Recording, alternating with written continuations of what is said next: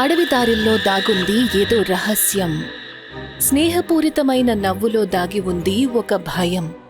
గోరింటాకు సువాసనలో పారే రక్తం గుర్తుగా మారింది. నది నీళ్లతో కాదు, బాధలతో నిండిపోయింది. తోడుగా ఉండటానికి ఒకరు బయల్దేరితే వారే కథగా మారారు. వెరికాస్ గొడవలో ప్రతి యవ్వనమూ కరిగిపోయింది. సాయంత్రం సమయం అవుతుంది. ఆనంది ఇంకా ప్రేక్ష ఇద్దరూ చాలా మంచి స్నేహితులు. పచ్చగా ఉన్న అడవి మధ్యలోంచి వెళ్లే దారిలో సైకిల్ నడుపుతూ వెళ్తుంటారు. ఇద్దరూ చాలా సంతోషంగా కనిపిస్తారు. వాళ్ల సైకిల్ ఎలా నడుపుతారంటే ఒకరితో ఒకరు రేసు పెట్టుకున్నారు అన్నట్టు. సైకిల్ని అలా నడుపుతూ వాళ్లు ముందుకు సాగుతారు. కొంతసేపటి తర్వాత అడవిలోకి వెళ్లే ఒక దారి దగ్గరికి వచ్చి ఆగిపోతారు. ఇద్దరూ ఆ దారివైపు చూస్తారు. వాళ్లకి దాని గురించి తెలుసుకోవాలనే జిజ్ఞాస పుడుతుంది. వాళ్లు పక్కనే నిలబడి పళ్ళు అమ్ముతున్నా అతన్ని అడగాలని అనుకుంటారు. అన్నా, ఈ దారి ఎటు వెళ్తుంది? మీరసలు ఎందుకిలా అడుగుతున్నారు? ఎక్కడికో వెళ్తుంది. మేము పట్నం నుంచి వచ్చాము, ఇక్కడ కొన్ని రోజులుండటానికి. క్యాంపింగ్ కోసం వచ్చారా? అవును, క్యాంపింగ్ కోసం వచ్చాము. ఇక్కడ అడవిలో ఏదైనా నదుందా? ఉన్నాయి. ఏదైతే ఉండకూడదో అది కూడా ఉంది. ఏమంటున్నారు? లేదు, ఏం లేదు. అక్కడి నుంచి తిన్నగా వెళ్ళండి. 3 కిలోమీటర్లలో ఒక నది కనిపిస్తోంది. అక్కడికి చేరుకోగలిగితే. ఆనంది ఇంకా ప్రేక్ష కాస్త భయంగా విచిత్రంగా అనుభూతి చెందుతారు. కాని వాళ్లు దాన్ని పట్టించుకోకూడదని నిర్ణయించుకుంటారు. అడవిలోకి బయలుదేరతారు. ఇద్దరూ తమ సైకిల్స్ ని అడవి దారిలోకి తిప్పుతారు. లోపలికి వెళ్లిపోతారు. ఇద్దరూ పళ్ళమ్మే అతను చెప్పిన దాని ప్రకారం తిన్నగా అడవి లోపలికి సైకిల్తో వెళ్తూ ముందుకు వెళ్తారు. కొంత సమయం తరువాత వాళ్ళొక పాత చెట్టు దగ్గరికి వచ్చి ఆగుతారు. ఇదిగో ఆనంది, మనం ఇక్కడి దాకా సైకిల్ నడుపుతూ వచ్చేసరికి అరగంట కూడా పూర్తయిపోయి ఉంటుంది. ఆ ఫ్రూట్స్ అతను చెప్పిన దాని ప్రకారం తిన్నగా 3 కిలోమీటర్ల దగ్గర నది ఉండాలి కదా? అవును, నాకు అనిపిస్తోంది 3 కాదు 6 కిలోమీటర్లు వచ్చేసాము. కానీ ఏమీ లేదు. మన జీపీఎస్ ని చెక్ చేయి ఒకసారి, మనం ఎక్కడున్నామో తెలుస్తుంది. ఆనంది తన బ్యాగ్లో నుంచి జీపీఎస్ ట్రాకర్ని తీస్తుంది. కానీ అందులోకి సిగ్నల్ రావడం లేదు. అరే, ఇది కూడా ఇప్పుడే పనిచేయకుండా పోవాలా? ఏమైంది? No signal. ఓ షిట్, ఇప్పుడేం చేద్దాము? ఈ మ్యాప్తో పని పూర్తయిపోతుందని అనుకున్నాను. అందుకే నేను వేరే మ్యాప్స్ ఏవి తీసుకురాలేదు. ఓకే, ఒక పని చేద్దాము. మనం ఏ దారిలో ఇక్కడికొచ్చామో అదే దారిని ఫాలో అయ్యి రిటర్న్ వెళ్ళిపోదాము. ఆనంది పైకి చూస్తుంది. అప్పటికే అన్ని వైపులా చీకటైపోతుంది. చూస్తున్నావా? ఓ అవును, ఇది నేను గమనించనేలేదు. ఒక పని చేద్దాము, మనం ఏదైనా ఖాళీ ప్రదేశం వెతుకుదాము. ఇవాళ రాత్రికి అక్కడే ఉండిపోదాం. ఎప్పుడైతే వాళ్ళు అక్కడ్నుంచి ముందుకు వెళ్తారో అప్పుడు అడవి ఆత్మ వెరికస్ అక్కడ కనిపిస్తుంది. అంతవరకు వాళ్ళు అక్కడే నిలబడి ఉన్నారు. వాళ్ళు వెళ్తూ ఉండటం వెరికస్ చూస్తుంది. కొంత ముందుకు వెళ్లిన తర్వాత వాళ్ళు ఎటువంటి చోటికి చేరుకుంటారంటే అది ఖాళీగా కనిపిస్తుంది. అన్ని వైపులా పెద్ద పెద్ద చెట్లుంటాయి. అక్కడ చాలా చీకటిగా ఉంటుంది. ఇద్దరూ అక్కడే ఆగుతారు. ఈ చోటు బానే ఉందనిపిస్తోంది. నువ్వేమంటావ్? పద, ఇక్కడే క్యాంప్ సెటప్ చేసుకుందాం. పద. వాళ్ళిద్దరూ తమ క్యాంప్ని సెటప్ చేసుకుంటారు. క్యాంపింగ్ లైట్ వేస్తారు. ఇక భోజనం సంగతేంటి? నేను నా బ్యాగ్లో కొన్ని కప్ నూడిల్స్ పెట్టుకున్నాను. దానితో పని పూర్తి చేసుకోవచ్చు. కానీ వేడి నీళ్ళు, ఓ షిట్, అది నాకు అస్సలు గుర్తే లేదు. ఇప్పుడేం చేద్దాం? ఒక పని చేద్దాము. నువ్వు అడవిలోకి వెళ్ళి కర్రలు సేకరించు. నేనిక్కడ మిగతా వస్తువుల్ని జాగ్రత్తగా చూసుకుంటాను. కానీ ఆనంది, నాకు ఒంటరిగా వెళ్ళడం అంటే భయంగా ఉంది. మనమిద్దరం కలిసి వెళ్ళలేమా? కలిసి వెళ్తే ఇక్కడ మన వస్తువులు పోయాయి అంటే? పదా, ఇక్కడ అడవి మధ్యలోకి ఎవరొస్తారు చెప్పు? సరే, ఒక పని చేద్దాము. నేను వెళ్ళి కర్రలు తీసుకొస్తాను, నువ్విక్కడ వస్తువుల్ని చూసుకో. సరే, కానీ త్వరగా వచ్చే. ఆనంది అక్కడ్నుంచి వెళ్ళిపోతుంది. ప్రేక్ష అక్కడే ఉన్న ఒక కర్రను తీసుకుంటుంది. ఒక రాయి మీద కూర్చుంటుంది. కొంత సమయం తర్వాత ఆనంది అడవిలోకి మరింత డీపుగా వెళ్తుంది. ఎండు కర్రల కోసం వెతుకుతూ ఉంటుంది. తను కాస్త ముందుకు వెళ్ళిపోతుంది.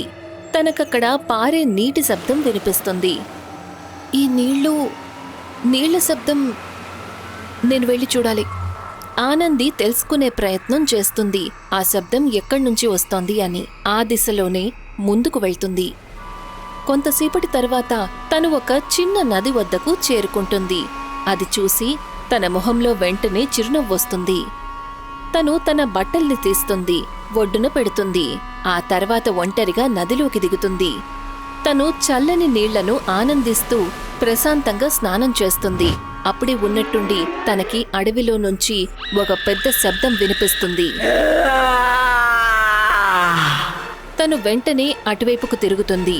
తను చూస్తుంది ఆ శబ్దం ఎక్కడ్నుంచి వస్తుంది అని. మరొకవైపు ప్రేక్ష ఇంకా నేల మీద కూర్చునే ఉంది. ఆనంది తిరిగి రావడం కోసం ఎదురు చూస్తూ ఉంటుంది. తను చుట్టుపక్కల అడవి లోపల ప్రతి శబ్దానికి కంగారు పడుతూ ఉంటుంది, భయపడుతూ ఉంటుంది. అప్పుడే ఆ చీకటి అడవిలో నుంచి ఒక పెద్ద అరుపు వినిపిస్తుంది. తను వెంటనే భయపడి నిలబడుతుంది. తన చేతిలో కర్ర పట్టుకుంటుంది. ఎవరక్కడ? తనకి సమాధానం రాలేదు. ఎవరు? అప్పుడే ఉన్నట్టుండి ఎవరు వెనక నుంచి వచ్చి తన భుజం మీద చేయి వేస్తారు. భయం తన శరీరమంతా విస్తరిస్తుంది. తను వెంటనే వెనక్కి తిరుగుతుంది. తను చూసేసరికి అక్కడ తను తప్ప ఇంకెవ్వరూ లేరు. కేవలం ఆనంది మాత్రమే ఉంటుంది. థ్యాంక్ గాడ్ నువ్వొచ్చేసావు. నేను భయపడిపోయాను. ఈ అడవి చాలా భయంకరంగా ఉంది. అక్కడ్నుంచి ఏదో శబ్దం వచ్చింది. ఆనంది ప్రేక్షాని శాంతింపజేస్తుంది. ఏం పర్వాలేదు, నువ్వేం భయపడకు. ముందు శాంతించు. అంతా బానే ఉంది. నేనొచ్చేశాను కదా. Thank you so much. నువ్వు కర్రల కోసం వెళ్ళావు కదా, తీసుకురాలేదా? కర్రల సంగతి వదిలే, నేను వేరొకటి తెలుసుకున్నాను. ఏంటది? నాకు ఆ నది కనిపించింది. దాని గురించే మనకి చెప్పారు. నిజంగానా? అయితే మనం అక్కడికి వెళ్ళిపోదాము. పద, మనం టెంట్ని తీసేసి అక్కడికి తీసుకువెళ్దాం. దీన్ని తీసుకువెళ్లాల్సిన అవసరం ఏం లేదు. మనం అక్కడికి వెళ్ళి కాసేపు కూర్చుందాం. ఏవైనా తిని తర్వాత ఇక్కడికొచ్చేద్దాం. ప్రేక్ష కాసేపు ఆలోచిస్తుంది. ఆ తర్వాత ఒప్పుకుంటుంది. ఇద్దరూ కలిసి దట్టమైన అడవిలోకి వెళ్తారు. అడవి లోపల ఆనంది ఎంతో వేగంగా ముందుకు వెళ్తూ ఉంటుంది. తన ముందుకి టార్చ్ పట్టుకొని దారి చూసుకుంటూ వెళ్తూ ఉంటుంది. చీకట్లో కూడా తన అడుగులు వేగంగా పడుతుంటాయి. కాని ప్రేక్షకి తనతో వెళ్లటానికి ఇబ్బంది కలుగుతుంది. తను కూడా తన చేతిలో టార్చ్ పట్టుకుని తన వెనకాలే వెళ్తూ ఉంటుంది. ఆనంది, ఆగు! అంత వేగంగా ఎందుకు వెళ్తున్నావు? ఇంకా ఎంత దూరం ఉంది? ఇంకాసేపు ప్రేక్ష. నది దగ్గర అంతా విచిత్రంగా ఉంటుంది. అక్కడ అలసట అనిపించదు. ప్రేక్ష కాసేపు తన వెనకాలే వెళ్తూ ఉంటుంది. ఇంతకీ నువ్వేదో చెప్తున్నావు ఆ శబ్దం గురించి. ఏంటది? అది ఒక అమ్మాయి. ఇక్కడ దారి తప్పిపోయిందంట. కానీ ఇప్పుడు తను బానే ఉంది. నువ్వు ఇంత విచిత్రంగా ఎందుకు మాట్లాడుతున్నావు? ప్రేక్ష గాలిలో ఏదో వాసన చూస్తుంది. పైగా ఈ వాసన ఎక్కడిది? గోరింటాకు లాంటి స్మెల్ వస్తోంది. ఆనంది నడవడం మానేస్తుంది. అక్కడే నిలబడిపోతుంది. తను వెనక్కి తిరగకుండానే ప్రేక్షతో నెమ్మదిగా మాట్లాడుతుంది. అయితే నీకు గోరింటాకు ఇష్టం లేదా? గోరింటాకు ఎంత శుభమో తెలుసా? పద పద, ఇక నన్ను భయపెట్టకు. ఈ భూత ప్రేతాల విషయాలన్నీ ఇప్పుడు పాతవైపోయాయి. ప్రేక్షకది జోక్ అనిపిస్తుంది. తను ఆ మాట అంటూ ఆనంది కంటే ముందుకు వెళ్ళిపోతుంది. కొంత సమయం తర్వాత తను మళ్ళీ అదే నది ఒడ్డుకి చేరుకుంటుంది. కాని ఇప్పుడు నీళ్లు ముందులాగా స్వచ్ఛంగా లేవు. నది మురికిగా ఉంటుంది. దాని నీళ్లు చాలా నల్లగా మారిపోయి ఉంటాయి. ఇది నదా? దీని నీళ్లు చాలా నల్లగా ఉన్నాయి. ఆనంది, ఇక్కడ ఉండటంలో ప్రయోజనం లేదు. తను మాట్లాడుతూ ఉన్నట్టుండి ఆగిపోతుంది. ఎందుకంటే తనకేదో కనిపిస్తుంది. తను చూస్తుంది ఆనంది జాకెట్ నీళ్లల్లో ఒక రాయికి వెళ్లాడుతూ ఉంటుంది. ఆనంది, నీ జాకెట్ అక్కడికెలా వెళ్ళింది? నువ్వది వేసుకుని వెళ్ళావు కదా? ఆనంది ముందుకు వెళ్తూ చీకట్లో నుంచి బయటికి వస్తుంది. తన నడక ఇప్పుడు మారిపోయింది. తను పెళ్లి కూతురి బట్టలు వేసుకుని ఉంటుంది. చేతులకి గాజులు ఇంకా నగలు కూడా ఉంటాయి. తన మొహం పూర్తిగా నిర్జీవంగా అనిపిస్తుంది. నేను స్నానం చేశాను. పాత బట్టలు బరువుగా అనిపించాయి. ప్రేక్ష అది చూసి భయపడిపోతుంది. ఒక అడుగు వెనక్కి వేస్తుంది. ఎవరు నువ్వు? ఆనంది ఎక్కడ? ఎప్పుడైతే తను ఒక అడుగు ముందుకు వేస్తుందో అప్పుడు తన మొహం మారిపోయి వేరే అమ్మాయి మొహంలా మారుతుంది. పెళ్లి కూతురులా ఉన్న తను చాలా భయంకరంగా ఉంటుంది. ఆనంది ఎక్కడ ఉండాలో తను అక్కడే ఉంది. నా దగ్గర నాకు పెళ్లి కాబోతోంది ప్రేక్ష. నాకు స్నేహితురాళ్ల అవసరముంది. వెరికాస్ తన చేతిని ప్రేక్ష వైపుకి చాచుతుంది. తన చేతి నుండి రక్తం కారుతుంది. రక్తపు చుక్కలు కింద రాళ్ల మీద పడతాయి. అది చూసి ప్రేక్ష భయపడిపోతుంది. అక్కడ్నుంచి పారిపోవడానికి ప్రయత్నిస్తుంది. ఎప్పుడైతే తను వెనక్కి తిరుగుతుందో అప్పుడు తనకి నదికి మరొక వైపు ఆనంద్ కనిపిస్తుంది. తను కూడా పెళ్లి బట్టల్లోనే ఉంటుంది. తన కళ్లల్లో కన్నీళ్లు ఉంటాయి. తను నెమ్మది నెమ్మదిగా గాలిలో మాయమైపోతుంది. అది చూసి ప్రేక్ష కృంగిపోతుంది. తనకి అర్థమవుతుంది తననక్కడి వరకు ఎవరు తీసుకొచ్చారో తనసలు ఆనందియే కాదు. నువ్వు తనని చంపేశావా? తను నాకెంతో మంచి స్నేహితురాలు. నేను తనని చంపలేదు. నేను తనని అమరురాల్ని చేశాను. ఇప్పుడు తను ఎప్పటికీ ముసల్దవ్వదు. ఎప్పటికీ కూడా మోసపోదు. శాశ్వతంగా యవ్వనస్తురాలిగా ఉంటుంది నాలాగా. తను ముందుకు వెళ్తుంది. ప్రేక్ష దగ్గరికి చేరుకుంటుంది. ప్రేక్ష వద్దని తల ఊపుతుంది. తన ప్రాణాలు కాపాడుకోవడానికి అక్కడ్నుంచి పారిపోయే ప్రయత్నం చేస్తుంది. తనకి పారిపోవడానికి ఏ దారి కనిపించలేదు. అప్పుడే తను నది దాటాలని నిర్ణయించుకుంటుంది. ఏమాత్రం ఆలస్యం చేయకుండా నీళ్లల్లోకి దూకేస్తుంది.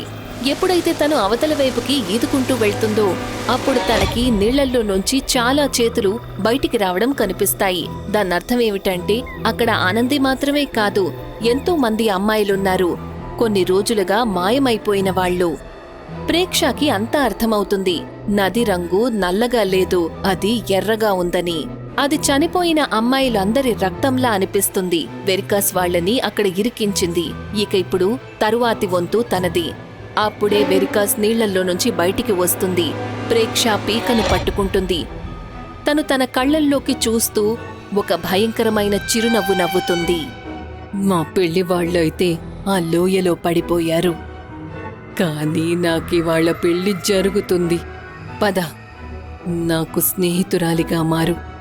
వద్దు వద్దు వద్దు. అక్కడితోనే రాత్రి పూర్తయిపోతుంది. మరుసటి రోజు ఇద్దరు అమ్మాయిలు అక్కడికి చేరుకుంటారు. ఎక్కడైతే దట్టమైన అడవి వెళ్లే దారి మొదలవుతుందో వాళ్ళు అదే పళ్ళమ్మే అతని దగ్గరికి వెళ్తారు. అన్నా, ఈ దారి ఎక్కడికి వెళ్తుంది? క్యాంపింగ్ కోసం వచ్చారా? అవును, క్యాంపెయిన్ కోసమే. తిన్నగా వెళ్ళండి. 3 కిలోమీటర్ల దగ్గర మీకొక పెద్ద నది కనిపిస్తుంది. భలే ఉంటుంది. ఇద్దరూ దాని గురించి తెలుసుకొని ఉత్సాహంతో సైకిల్ని తీసుకొని అడవి లోపలికి వెళ్లిపోతారు. ఆ విధంగా వెరికస్ చక్రం తిరుగుతూనే ఉంటుంది.